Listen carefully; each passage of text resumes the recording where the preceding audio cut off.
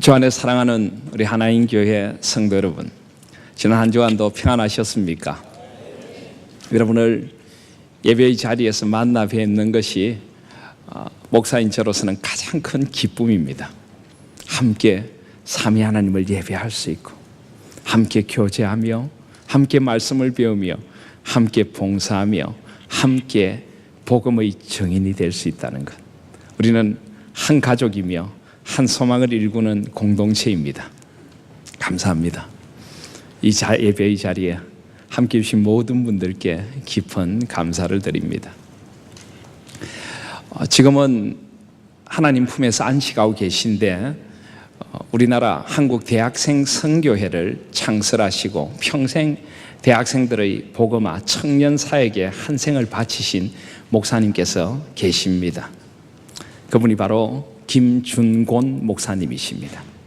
김준곤 목사님께서는 대학생들 청년 집회를 인도하실 때마다 대학생과 청년들에게 아주 신바람 나는 순서를 하나 해보겠다 그러시면서 오른손을 높이 들라고 그러셨습니다.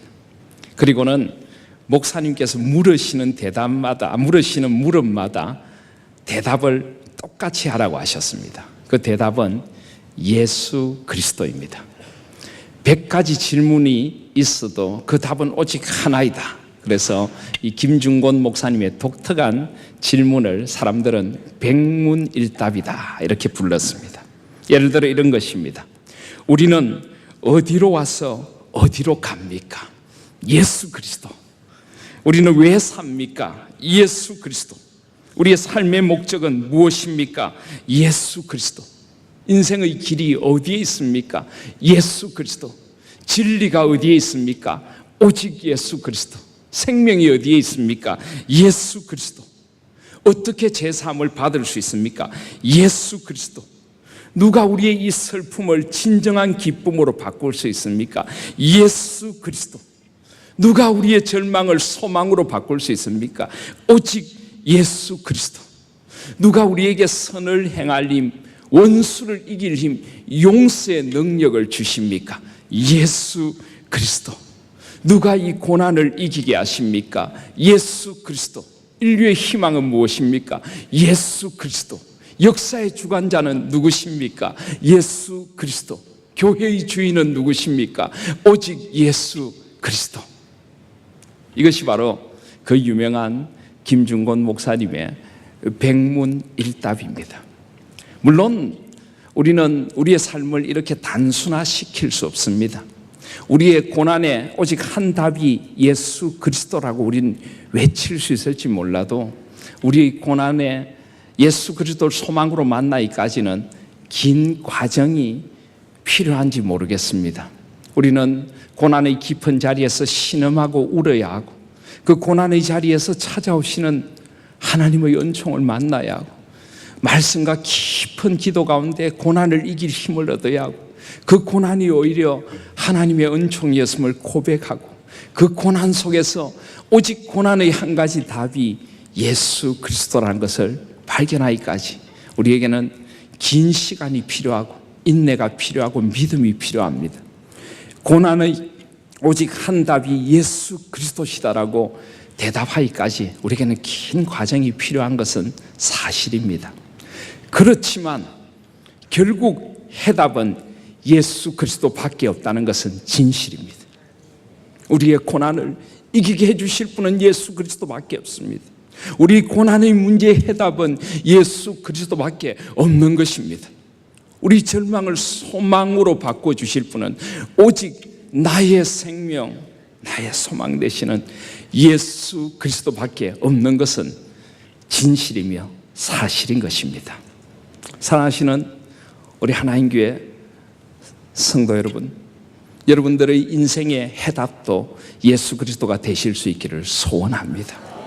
우리 오직 한 분 사모할 분도 예수 그리스도가 되실 수 있기를 소원합니다. 우리 예배에, 우리 교회에 한가운데 계신 분이 예수 그리스도가 될 수 있기를 소원합니다. 그런 의미에서 예수 그리스도가 어떤 분으로 우리 가운데 오셨는가, 우리 가운데 오셔서 무엇을 행하셨는가, 이것을 우리가 알고 이 예수 그리스도를 우리의 삶에 더 깊이 나의 주, 나의 하나님으로 만나는 것은 너무나 소중한 것입니다. 그것이 우리가 말씀을 공부하고 어쩌면 설교를 듣는 궁극적인 목적인지도 모르겠습니다. 그렇다면 예수 그리스도께서는 이 땅에 오셔서 무엇을 하셨습니까? 인류의 유일한 해답이시고 나의 모든 문제 해결자이신 예수 그리스도는 무엇을 하기 위해 이 땅에 오셨습니까? 오늘 마태복음 4장 23절 말씀은 예수 그리스도께서 이 땅에 오셔서 행하신 일을 세 가지로 요약해서 가르쳐 주고 계십니다. 우리 4장 23절을 다 같이 한번 읽으실까요? 여기 보시면 예수님이 행하신 일을 세 가지로 요약해서 말씀하고 계십니다. 제일 첫 번째는 가르치셨다라고 합니다. 가르치셨다. 예수께서 온 갈릴리에 두루 다니시며 저희 회당에서 가르치셨다. 예수님은 4장 17절을 보시면은 비로소 공생애를 시작하십니다. 4장 17절에 이때부터 예수께서 비로소 전파하여 가라사대 회개하라 천국이 가까웠느니라. 예수님께서는 우리와 똑같은 육신으로 이 땅에 오셔서 30년의 세월을 우리와 똑같은 고난을 겪으시고 아픔을 겪으시고 우리 연약함을 친히 체휼하시며 사셨습니다. 그리고 3년의 공생애를 시작하시며 하나님이신 그분께서 세례 요한에게 세례를 받으시고 우리와 똑같이 하나님의 길을 걷기 시작하신 것입니다. 우리와 똑같은 인간의 몸이 되셔서 세례를 받으시고 삼위 하나님의 임재 가운데 광야에서 사탄의 시험을 이기셨습니다. 예수님께서 삼위 가운데 한 분이시지만 세례 받을 때 시험의 자리에 언제나 성부 하나님과 성령 하나님이 함께 계셨습니다. 그리고 그 시험을 다 이기신 후에 이제 공생애를 시작하시면서 예수님께서 가라사대 회개하라 천국이 가까웠다. 바로 하나님의 나라를 선포하시면서 그 하나님 나라를 위하여 하신 세 가지 사역이 바로 23절에 저희 해당에서 가르치셨다는 것입니다. 그리고 천국 복음을 전파하셨다는 것입니다. 그리고 백성 중에 모든 병과 모든 약한 것을 고치셨다는 것입니다. 가르치시고 전파하시고 고치시고. 이것은 예수님의 사역을 가장 잘 요약하고 있는 세 가지 단어입니다. 9장 35절을 한번 보실까요? 마태복음 9장 35절 말씀에도 똑같은 말씀이 반복됩니다. 예수께서 모든 성과 촌에 두루다니사 저희 회당에서 가르치시며 천국 복음을 전파하시며 모든 병과 모든 약한 것을 고치셨다.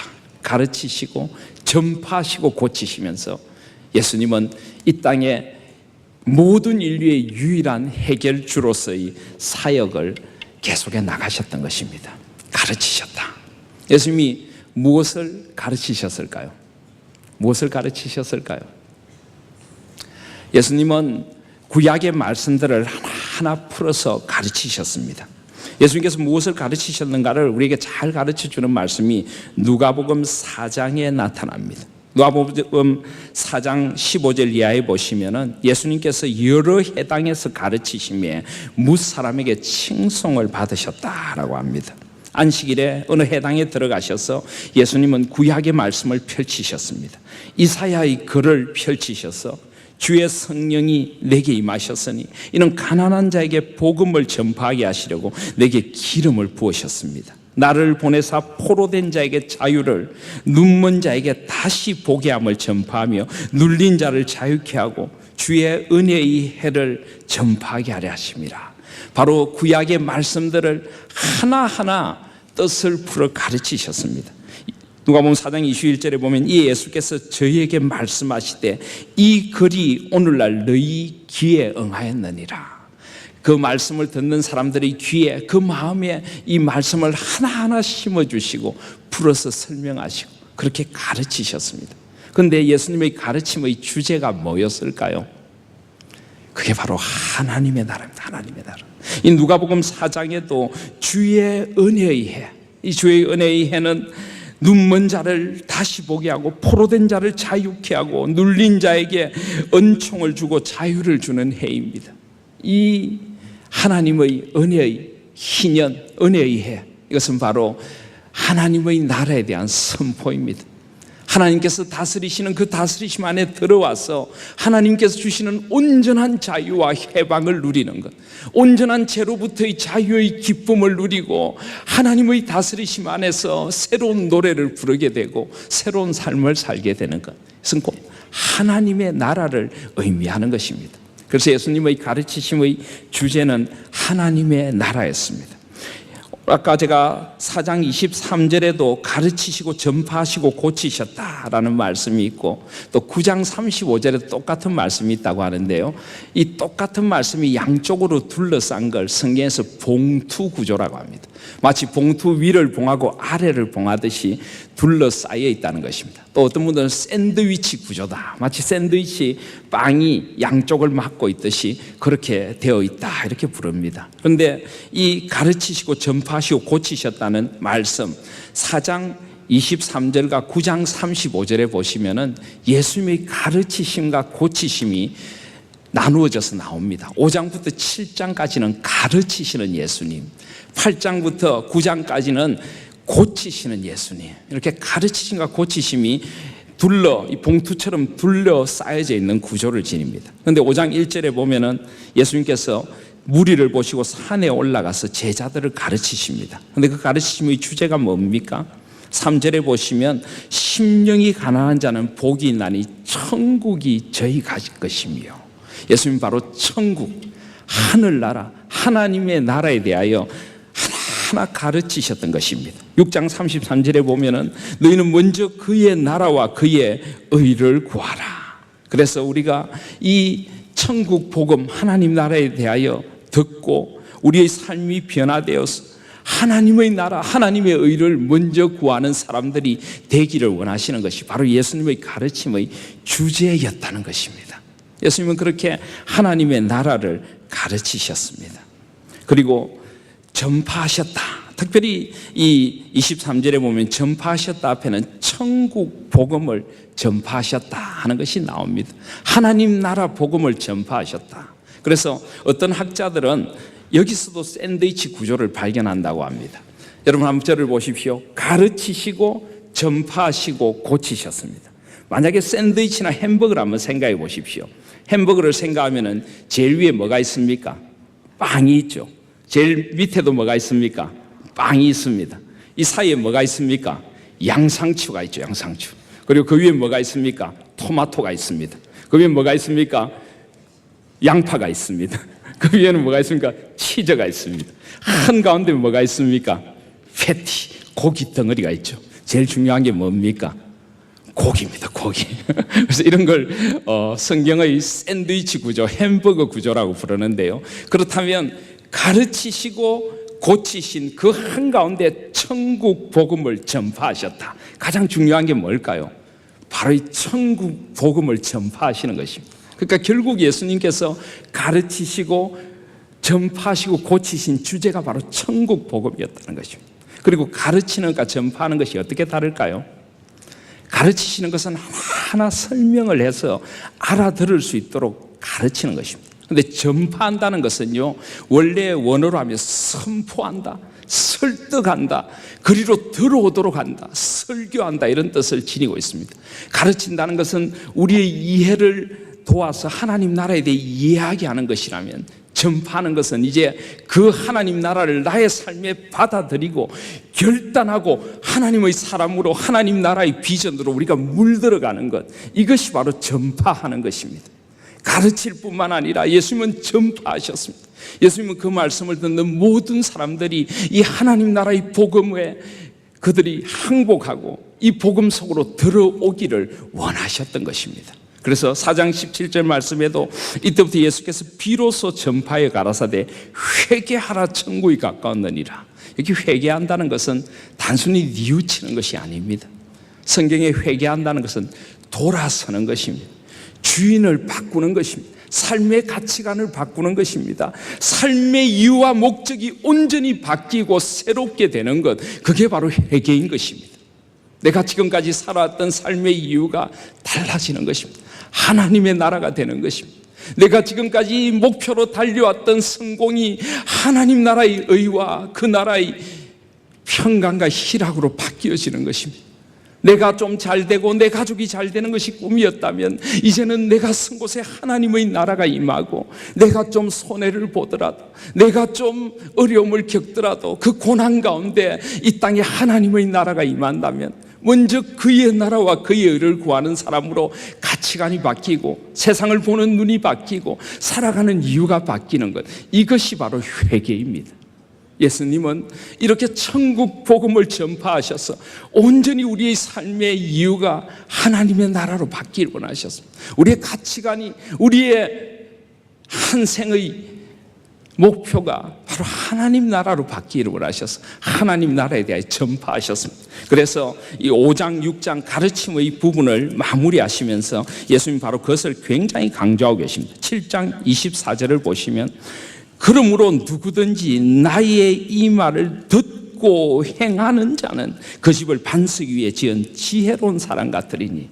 우리는 하나님의 말씀을 배워야 하지만은 한 걸음 더 나아가서 들어야 하고 행해야 합니다. 하나님 나라로 물들여 가져야 되고 우리 삶에서 하나님 나라가 드러나야 한다는 것입니다. 7장 21절에도 보시면, 나더러 주여 주여 하는 자마다 천국에 다 들어갈 것이 아니요 다만 하늘에 계신 내 아버지의 뜻대로 행하는 자라야 들어가리라. 여러분, 이 말씀을 오해하지 마십시오. 우리가 천국 하늘나라에 들어가려면 하나님의 뜻을 행해야 된다, 행위 구원을 가르치는 겁니까? 아닙니다. 우리가 천국에 들어간 것은 오직 은혜로만 들어가는 것입니다. 그런데 여기에 오직 행하는 자만 천국에 들어간다는 게 무슨 뜻일까요? 이 천국을 우리가 죽어서 갈 저 천당으로 오해를 하면 그렇게 됩니다. 그런데 이 천국은 바로 하나님의 나라입니다. 오직 하나님의 뜻을 행하는 자가 이 땅에서 하나님의 나라를 누리게 된다는 것입니다. 하나님의 나라의 그 복음을 누리게 되고 그 기쁜 소식을 누리게 되고 하나님 나라를 위하여 살아가는 그 영광을 누리게 된다는 것입니다. 저는 우리 하나님교회 성도님들이 이 하나님 나라를 풍성하게 누리는 그런 성도님들이 다 될 수 있기를 소원합니다. 그래서 예수님은 가르치셨을 뿐만 아니라 그 복음이 우리 삶을 변화시키고 우리 공동체를 변화시키고 이 사회를 변화시키도록 전파하셨습니다. 그리고 마지막으로 예수님은 고치셨습니다. 왜 고치셔야만 합니까? 우리가 비뚤어져 있기 때문입니다. 우리가 병들어 있기 때문입니다. 우리의 육신도 병들어 있고 우리 마음도 병들어 있습니다. 우리 가치관도 병들어 있습니다. 우리는 너무나 세속적인 세상을 살아갑니다. 물질주의적이고 탐욕주의적이고 경쟁주의적이고 사람을 하나님의 형상으로 보기보다는 이용 가치로 사용해 잡수시는 그런 세상을 우리는 살아가고 있습니다. 이런 세상 속에서 우리는 고침을 받아야 하는 것입니다. 우리 생각이 고침을 받아야 하고 우리의 삶이 고침을 받아야 하는 것입니다. 그래서 23절에 보시면 모든 병과 모든 약한 것을 고치셨다. 특별히 병이라고 하는 말과 약한 것이라고 하는 말이 나누어져 쓰여집니다. 여러분, 어느 게 더 진짜 병일 것 같습니까? 육신의 병일 것 같습니까? 앞에 병일까요? 뒤에 약한 것일까요?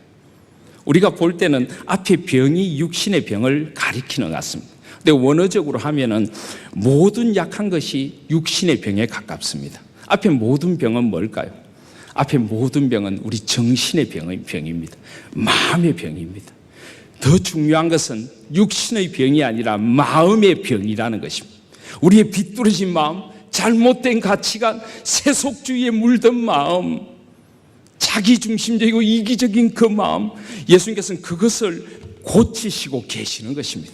그리고 우리 육신도 치유하고 계시는 것입니다. 24절에 보시면 그의 소문이 온 수리아에 퍼진지라. 이 수리아는 갈릴리 북부 지방입니다. 사람들이 모든 앓는 자, 곧 각색병과 고통에 걸린 자와 귀신 들린 자, 간질하는 자, 중풍병자를 데려온다. 여기도 가만히 보십시오. 각색병이 있습니다. 고통에 걸린 자가 있습니다. 간질한 자가 있습니다. 중풍병자가 있습니다. 한가운데 뭐가 있습니까? 귀신 들린 자가 있습니다. 귀신 들린 자가 고기 덩어리인 겁니다. 햄버거로 치면. 왜 귀신 들린 게 이렇게 중요할까요? 사람들이 귀신 들린 채로 살아가기 때문입니다. 사탄은 여러분 귀신 들린다는 게 뭡니까? 뭐 진짜로 귀신이 들려서 막 이상한 소리라고 헛걸보고 이것만 귀신 들리는 겁니까? 아닙니다. 우리는 어쩌면 귀신 들린 세상을 살아가는지 모릅니다. 귀신은 우리의 마음을 빼앗아가는 사탄의 역사가 다 귀신입니다. 우리로 하여금 하나님의 형상으로 온전하게 살아가지 못하게 하는 귀신, 세상 속에서 오직 성공만을 추구하면서 세상의 탐욕만을, 쾌락만을 추구하며 살아가게 하는 귀신, 우리 사이를 깨어놓고 사람을 사랑할 줄 모르고 담을 쌓게 만드는 귀신, 이기주의에 물든 귀신, 나밖에 모르는 귀신, 그 모든 것이 다 물러가도록 하시는 것이 주님의 고치심의 사역인 것입니다. 그리고 우리 모든 것을 치유하시고 회복시키셔서 온전히 하나님의 형상으로 회복시키시는 사역을 하시는 것입니다. 이것이 바로 하나님의 나라이고 이것이 바로 하나님 나라의 온전한 복음이 되는 것입니다. 사랑하신 여러분, 예수님께서 오늘 가르치셨다, 전파하셨다, 고치셨다. 자, 이걸 어디서부터 적용시켜야 할까요? 어디서부터 적용시켜야 할까요? 항상 문제는 이것입니다. 누구에게부터 적용시켜야 될까요? 말씀을 듣고 있으니까 갑자기 아내들께서 남편이 떠오르십니까? 아, 우리 남편 좀 바뀌어야 되겠어, 이 말씀으로. 갑자기 자녀들이 떠오르십니까? 아닙니다. 누구에게서부터요? 나에게서부터. 예수님께서 회개하라, 천국이 가까웠다고 하셨을 때는 바로 나에게 하시는 말씀으로 먼저 들어야 하는 것입니다. 하나님의 나라는 먼저 나의 삶에 임해져야 합니다. 내가 먼저 하나님의 나라의 가르침 앞에 배워야 하는 것입니다. 내가 먼저 내 삶에 하나님 나라가 전파되고 설득되고 선포되어서 내 삶이 바뀌어져야 하는 것입니다. 나의 모든 병든 마음, 나의 세상의 귀신에 사로잡힌 잘못된 것들이 고침을 받아야 하는 것입니다. 나로부터 하나님의 나라가 임해야 하는 것입니다. 목사로서 설교를 하다 보면 제가 앞에 있던 교회는 한 번씩 그렇게 상처를 받는 분들이 있더라고요. 찾아오셔서 제게 묻습니다. 목사님, 오늘 설교 저 들으라고 하신 거죠? 제가 뭐라고 하겠습니까? 아, 예, 들으라고 했지요. 그럼 제가 듣지 말라고 합니까? 설교를 듣고 저 들으라고 한 거죠라고 찔림이 있다는 게 제가 생각할 땐 제가 설교를 잘한 것 같아요. 설교는 찔림을 줘야 됩니다. 그리고 그분도 아주 잘 들으신 거예요. 문제는 잘 듣긴 들었는데 약간 꼬아진 마음으로 들으신 것 같아요. 그렇습니다. 하나님의 말씀이 선포되는 것은 바로 나를 향하여 주어지는 말씀인 것입니다. 여러분이 한 사람 한 사람이 하나님 앞에서 변화되기를 원하셔서 여러분들을 너무나 사랑하시는 하나님께서 이 말씀으로 우리에게 오늘 찾아오시는 것입니다. 하나님 나라를 배우라고 하십니다. 하나님 나라로 물들어 가라고 합니다. 하나님 나라로 온전히 고침을 받고 회복되라고 하시는 것입니다. 그 온전한 가르침과 온전한 전파와 온전한 고치심 앞에 우리 한 사람 한 사람이 회복될 때 내 주위의 사람들이 회복되어 갈 줄 믿습니다. 내가 회복될 때 우리 가정이 회복될 줄 믿습니다. 내가 회복될 때 내가 쓴 일터가 하나님의 나라로 회복될 줄 믿습니다. 내가 회복될 때 우리 교회가 회복되고 우리 교회가 회복될 때 이 땅의 교회들이 회복되어 갈 줄 믿습니다. 이 땅의 교회들이 회복될 때 이 대한민국이, 이 조국이 회복될 줄 믿습니다. 이 조국이 얼마나 잘못된 귀신에 물들어 있습니까? 얼마나 세상이 잘못되어져 가고 있습니까? 우리는 너무나 이 세상의 아픔을 알고 있습니다. 그러나 회복은 나부터 시작되어야 한다는 것을 잊지 마시기를 바랍니다. 우리가 회복될 때 이 세상이 달라질 줄 믿습니다. 교회가 회복될 때 이 세상이 달라질 줄 믿습니다. 그래서 교회는 세상의 소망인 것입니다. 사랑하신 여러분, 우리 하나님 교회는 이렇게 자신부터 하나님 나라의 가르침으로 변화되어 가고 하나님 나라의 복음으로 우리 삶의 가치관이 온전히 물들어가고 하나님 나라의 고치심으로 온전히 우리의 모든 것이 하나님 안에서 회복되어져가는 그런 교회가 될 수 있기를, 그런 성도님들 될 수 있기를 주님의 이름으로 소원합니다. 한 가지만 더 말씀드리려고 하는 것은, 그렇다면 우리가 회복된다는 것, 이 온전한 복음이 어떻게 나타나져야 할까요? 여러분, 천국이 어떤 곳일까요? 하나님의 나라가 어떤 곳일까요? 물론 우리가 죽은 후에 가게 될 천당은 우리가 상상도 하지 못할 그런 곳일 것입니다. 그런데 하나님께서 이 땅에 원하시는 천국은 어떤 곳일까요? 여러분 아세요? 성경에 제일 먼저 천국이 등장한다는 것 어딜까요? 바로 마태복음 2장입니다. 죄송합니다. 창세기 2장입니다. 창세기 2장. 여러분들이 너무 진지하게 듣고 계시니까 제가 창세기 2장입니다. 여러분 창세기 2장을 가만히 보시면요, 이 창세기 2장의 모습이 바로 하나님이 원하시는 온전한 회복된 천국을 우리에게 보여주고 계십니다. 창세기 2장을 가만히 보시면요, 세 가지 아름다운 관계가 나타납니다. 그 첫 번째 관계는 바로 삼위 하나님과의 너무나 아름다운 관계입니다.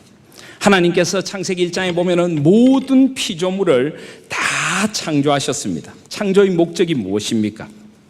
창세기 1장 27절과 28절 한번 보시기를 바랍니다. 1장 27절 28절을 보시면요,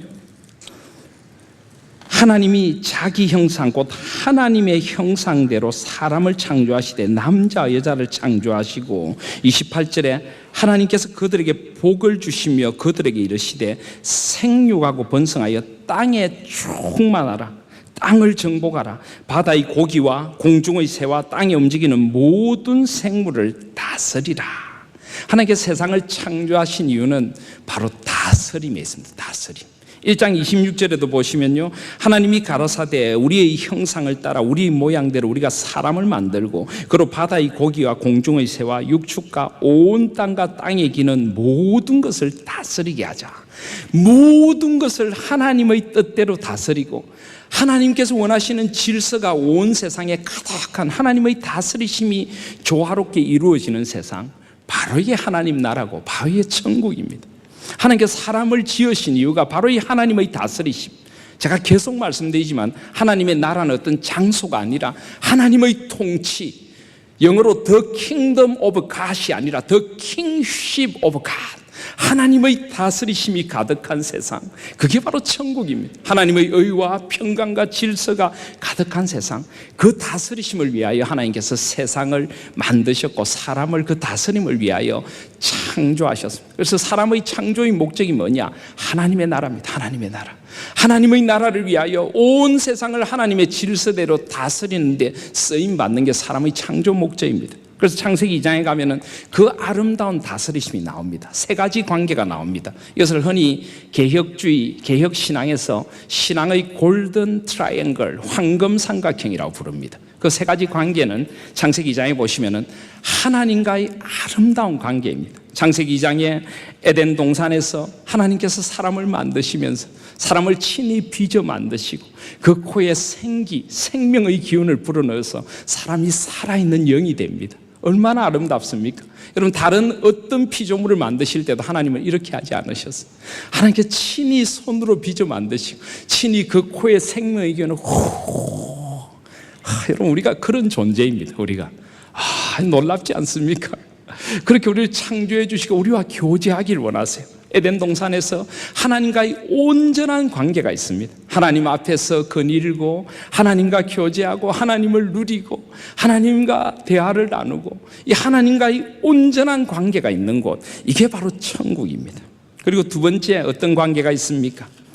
하나님께서 아담의 독차하는 것이 좋지 않아서 하와를 지어주십니다. 하와하고 온전한 관계가 있습니다. 이는 내 뼈 중의 뼈요 살 중의 살이라.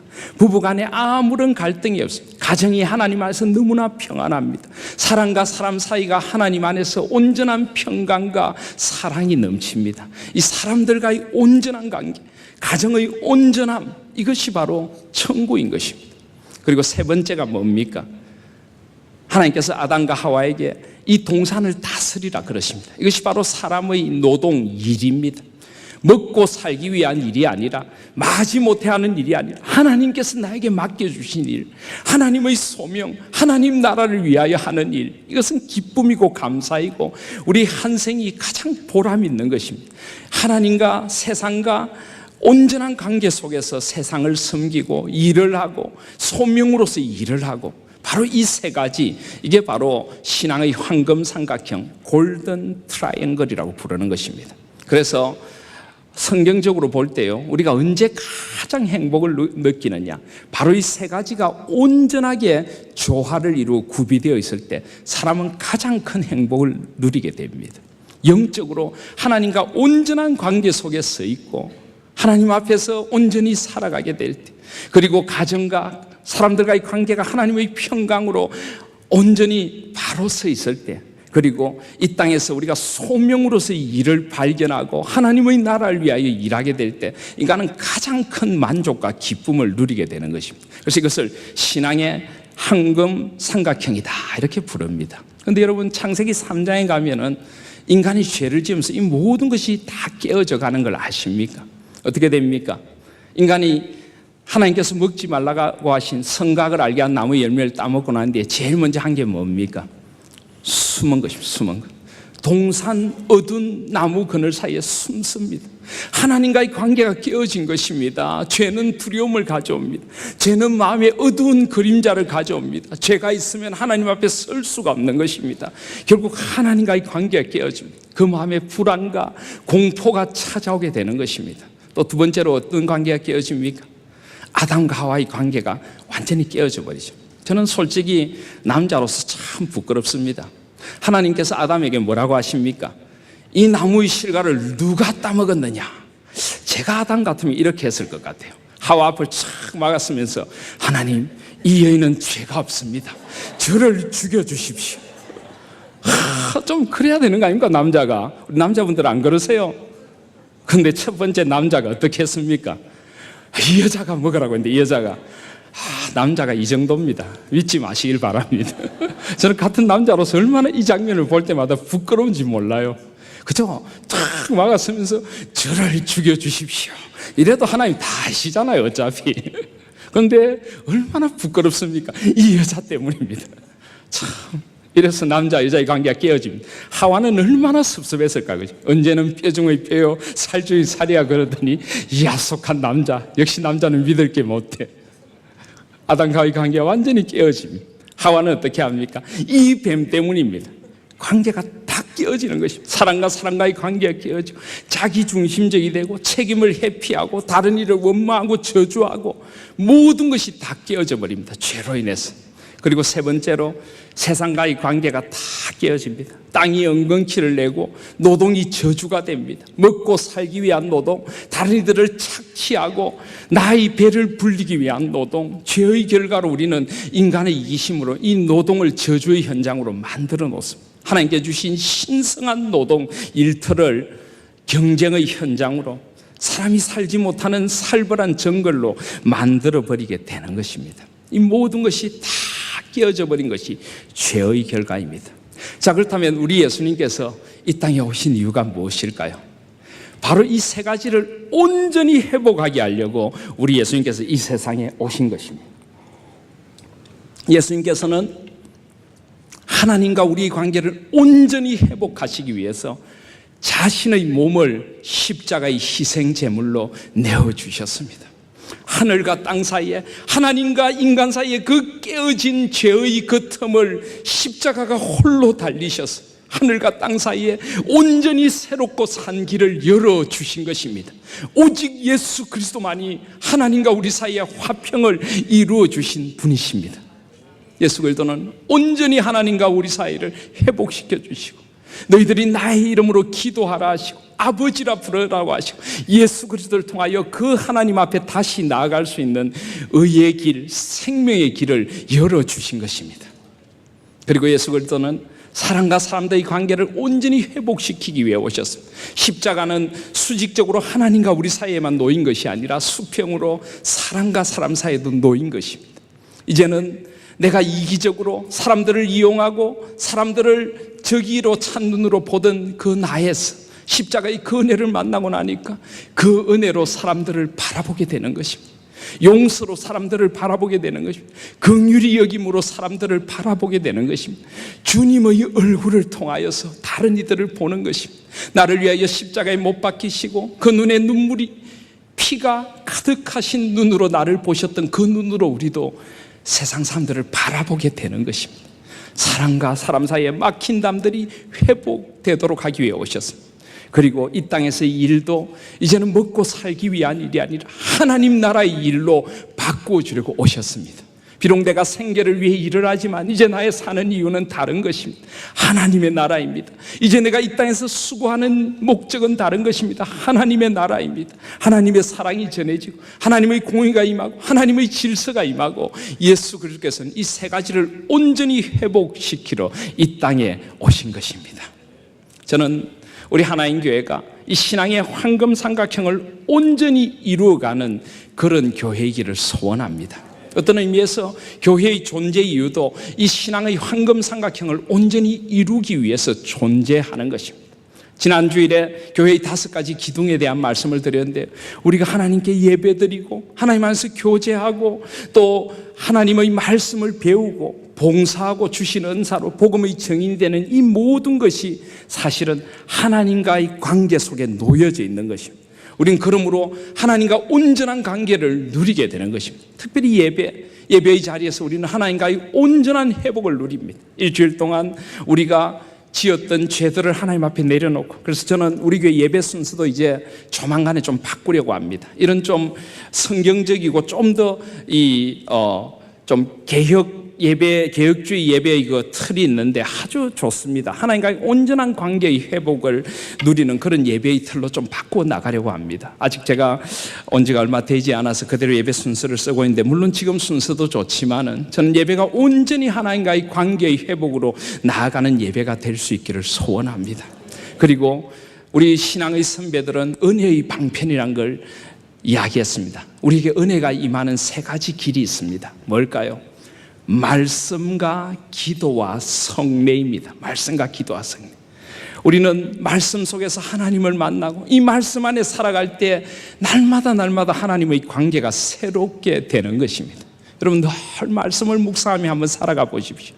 하나님의 말씀을 듣고 성경 구절을 암송하고, 우리 교회 밴드에는 또 늘 묵상할 말씀들이 여러분들의 수고에서 떠오르지 않습니까?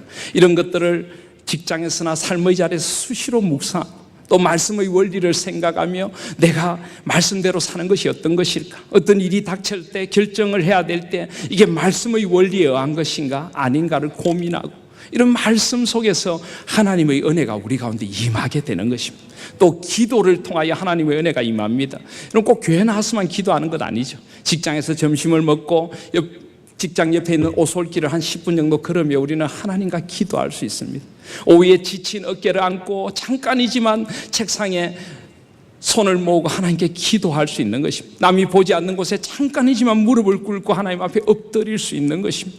우리 삶의 자리에서 기도를 통하여 하나님의 은혜가 임하고, 내가 힘들 때 위로가 임하고, 내가 힘든 결정을 해야 될 때 하나님의 지혜가 임하고, 기도를 통하여 우리는 하나님과 관계를 날마다 누리게 되는 것입니다. 또 성례, 성찬식, 또 나아가서는 예배, 이런 것들을 통하여서 우리는 하나님의 은혜를 크게 누리며 하나님과의 관계를 회복하는 것입니다. 저는 우리 하나님 교회가 이런 하나님과의 관계를 온전하게 해주는 예배, 하나님과의 관계를 온전하게 해주는 말씀과 교제와 봉사가 넘치는 그런 교회가 될 수 있기를 소원합니다. 우리 교회 속에서 여러분들은 점점 이 신앙의 황금 삼각형에 하나님과의 관계라는 축이 아름다워져 갈 줄 믿습니다.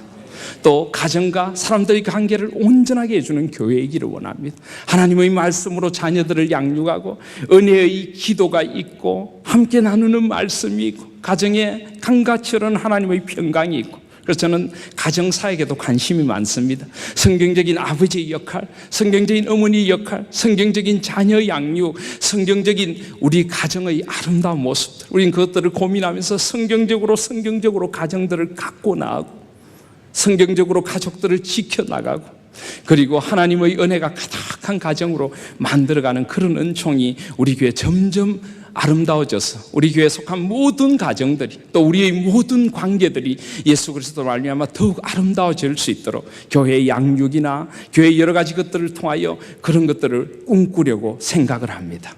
그리고 저는 한 가지만 이제 잠깐 제가 외국에서 보면서 참 좋았던 걸 한 가지만 소개하겠습니다. 제가 외국에서 공부를 할 때 대부분 개혁 신앙을 가진 개혁교회 가정들이었는데 참 좋은 것 두 가지가, 하나는 말씀이었습니다. 자녀들에게 식사를 하기 전에 꼭 먼저 말씀을 읽어줍니다. 말씀을. 그래서 밥을 먹기 전에 하나님의 말씀을 먼저 읽어야 된다.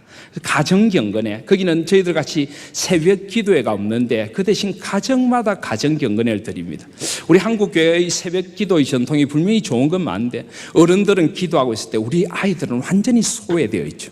거기는 가정마다 매일 기도회를 갖습니다. 언약의 가정은 말씀 앞에 서야 된다. 저는 그게 참 좋았습니다. 잠깐이라도 말씀을 모이고 주일날 예배도 온 가족들이 같이 드립니다. 어린아이까지.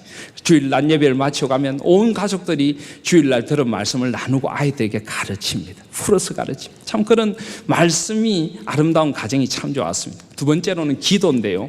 거기 사람들은 식사 기도를 할 때 꼭 손을 잡고 기도합니다. 저는 그게 참 좋더라고요. 온 가족이 손을 꼭 잡고 기도를 합니다. 부부가 두 사람이 식사를 해도 마주보고 손을 꼭 잡고 함께 기도합니다. 그리고 더 좋은 건 기도를 2번 한다는 겁니다. 이분들은 밥 먹기 전에도 기도하고 밥 먹고 난 뒤에도 기도합니다. 어떤 분에게 이런 이야기를 했더니 로마 가톨릭에서도 그렇게 하는데 했는데 로마 가톨릭은 전혀 다른 것입니다. 밥 먹기 전에 기도는 굉장히 간단하게 합니다. 이런 음식을 주셔서 감사합니다 하나님 아버지 하고 감사의 기도를 아주 짧게 드리고 식사 후에 기도를 손을 잡고 아주 서로를 축복하면서 아주 진지한 기도, 긴 기도를 나눕니다. 저는 목사로서 그게 너무 좋습니다. 어쩌다가 식사 초대를 받아서 가게 되면 기도해 달라고 그럽니다. 그럼 목사가 기도 빠뜨리면 시험에 듭니다. 그래서 기도를 어쩔 수 없이 식사 기도를 길게 합니다. 길게 하면은 구역 식구들이 모였거나 이럴 때는 저는 신방할 때 그런 거 절대 안 하기를 원합니다. 그렇지만 어쩔 수 없이 먹어야 될 때는 구역 식구들 한 사람 한 사람 다 기도해 줘야 되잖아요. 그러면 음식은 식고 부엌에서 음식은 타고 있고 목사의 침은 튀고 이게 얼마나 힘든지 모릅니다. 그렇다고 또 기도 빠뜨리면 또 시험 들어가지고 밥 먹는 내내 안색들이 안 좋으시거든요. 빠뜨렸어도 안 됩니다. 다 기억하며 기도하는데 또 어떤 데는 배가 고프면 저는 또 군침까지 막 돕니다. 그럼 얼마나 힘이 든지 모릅니다. 근데 이런 기도를 도입하면 정말 좋아요. 처음에 기도는 아주 간단하게 하고 식사를 나누면서 식사를 통해서 대화 가운데 기도의 제목을 찾습니다. 꼭 목사가 아니라도 친교의 자리에서. 그리고 우리는 또 밥 먹고 나면 또 일어나기 바쁘잖아요. 그죠? 막 밥 먹고 있는데 일어나 계산하러 가고 우리 마치 전투하듯이 밥을 먹지 않습니까? 거기서는 식사의 자리가 풍성한 교제의 자리입니다. 여러 가지 기도의 제목들, 삶의 소원들을 나눕니다. 그러고 나면 이제 밥 다 먹고 난 뒤에 끝까지 교제하고 손을 잡고 또 아이들 방에 가서 놀고 있으면 다 불러서 서로 기도를 해줍니다. 손을 잡고. 그때는 느긋하죠. 배부르죠. 음식 다 먹었죠. 걱정 없지 않습니까? 그때 느긋하게 기도하면서 주로 이제 그러니까 담임 목사는 그때 기도를 합니다. 앞에 기도는 짧게 그냥 우리 장로님들이나 이렇게 하시고 장로님들이 중요하지 않다는 게 아니라 일반적으로 담임 목사 기도를 원하시니까 우리 분위기에서. 그래서 길게 기도를 하면서 또 서로 기도해 주면서 교제할 때 목회자가 없어도 서로 기도해 주면서 하나님의 은총을 길게 나누고 그리고 아름답게 서로 축복해 주면서 헤어집니다. 참 좋지 않습니까? 저는 앞으로 우리 교회도 이렇게 했으면 좋겠다 싶습니다. 우리 점심 잡수실 때부터 벌써 옆에 사람도 손잡고 기도 한번 해보십시오. 같은 남전대 회원들끼리 손잡고 기도하고 또 여전대 회원들끼리 손잡고 기도하고 부부와 가정이 손잡고 기도하고 또 밥 먹기 전에 좀 짧게 기도했으면 식사하신 후에 손을 잡고 함께 쫙 서로 축복해주고 식사의 자리가 기도의 제목을 나누고 교제하는 자리가 되고 참 저는 그 습관들, 그 아름다운 풍습들이 참 좋은 것 같더라고요. 앞으로 우리 교회에서 가정에 말씀이 회복되길 원합니다. 함께 기도하는 기도가 회복되길 원합니다. 주 안에서 그 맞잡은 손, 이건 단순히 기도의 손만이 아니라 아이들에게는 기도의 추억이 되고 따뜻함이 되고 서로 스킨십이 될 수 있는 그런 아름다운 기도, 그런 기도들이 회복되어져 갈 수 있기를 소원합니다. 우리 교회는 온전한 가정을 회복시키는 교회가 되고 싶습니다. 사람들과의 관계를 온전하게 해주는 교회가 되기를 소원합니다. 그리고 일터의 의미들도 일깨워 주기를 원합니다. 우리가 왜 일을 하는가? 이 세상에 대한 세계관, 가치관, 세상 모든 것에 대한 하나님의 뜻들을 우리가 살펴보고 함께 나누고 만날 때마다 교제 가운데 우리가 어떻게 하나님 나라를 살아가야 될지를 서로 나누고, 그래서 세상 속에 나가서 산 예배로서 하나님의 나라를 살아가도록 성도님들을 말씀으로 새롭게 하고 가치관으로 새롭게 하고 그 일주일의 삶들을 삶의 현장에서 온전히 하나님 앞에서 하나님 나라를 살아내도록 기도해드리고 축복해드리고, 수요일 날 모여서 일터 속의 지성소로 또 한 번 새롭게 하고, 새벽마다 우리 성도들이 온전히 삶의 자리에서 일터에서 하나님 나라를 살아내도록 기도로 지원하고, 이런 온전한 균형을 이루는 그런 신앙생활을 이루어가는 그런 우리 하나님 교회가 될 수 있기를 소원합니다. 아까도 말씀드렸지만 저 세 가지가 질서 있게 조화롭게 이루어질 때 사람은 가장 큰 행복을 느끼고, 저게 온전한 하나님 나라의 복음입니다. 우리 한국적인 현실상 시간을 3등분 똑같이 하긴 힘들 겁니다. 제가 보니까 외국에서는 굉장히 철저히 저 세 가지를 균형 있게 하려고 하는 것을 많이 보았습니다. 우리 한국적인 현실상 모든 시간을 세 가지로 분배하기는 힘들겠지만, 그러나 적어도 저 세 가지가 늘 매일매일 우리의 삶에, 우리의 가정에, 우리 하나님을 예배함에 늘 균형 잡히게 이루어져서 하나님 안에서 점점 우리가 성숙되어져 갈 수 있는 우리 교회, 우리 성도님들이 되어지기를 소원합니다. 영원한 주님의 나라에 갈 때까지 저 신앙의 황금 삼각형의 크기를 점점 넓혀갈 수 있는 아름다운 우리 교회, 아름다운 여러분들 되시기를 주님의 이름으로 소원드립니다. 아멘.